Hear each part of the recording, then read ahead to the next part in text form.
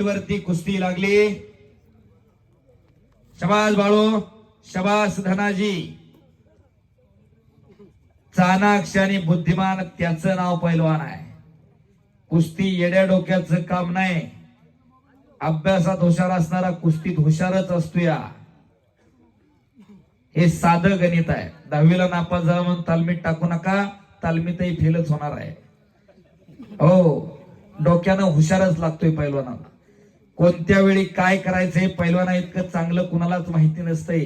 पैलवान कोणत्याही क्षेत्रात जावो, ते समाजकारण असेल, राजकारण असेल, शिक्षण असेल, वकिली असेल, पोलीस खाता असेल, प्रत्येक क्षेत्रामध्ये आज पैलवान पुढे आहे. कारण आहे त्याच्या मागं काही सेकंदाच्या काही भागामध्ये निर्णय घ्यावा लागतो, नव्हे तो अंमलात आणावा लागतो. त्याच्यामुळे पैलवानाला चाणाक्ष आणि बुद्धिमान त्याचं नाव पैलवान असं म्हणतात. शबास बोलो, आक्रमक होतोय. शबास, छडी टांग लावतोय धनाजी. ओ पापण्या तेवढ्या मिटू नका, टाळ्या करा किंवा जरा. गुणांवरती कुस्ती लागली आणि हल्ला तेवढ्याच तडफेनं धडकावला. एक मध्ये चला बाळू, मोकळ्या मनानं जागा उपलब्ध करून दिली. आपला मनापासून धन्यवाद आहे. माता आणि माती या दोन्हीशी ज्याला इमान राखलाय त्याला दोन्हीनं काही कमी पडू दिलेलं आहे.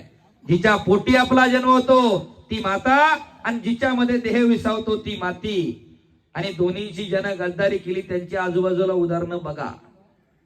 खऱ्या अर्थानं माता आणि मातीशी नातं जपण्याचं काम पायगुडे साहेब करतायत.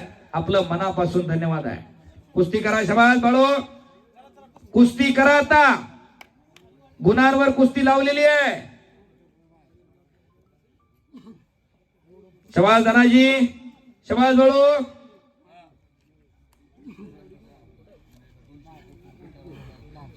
शबास, आक्रमक होतोय बाळू. शबास बाळू, शबास धनाजी. आणि बाप रे बाप, कुस्ती करा.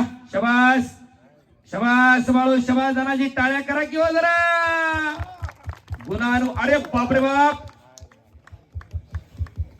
केवढी कुस्ती ईर्षेची लागली. ओ, आणि संपलेल्या कुस्तीमध्ये बाळू बोडके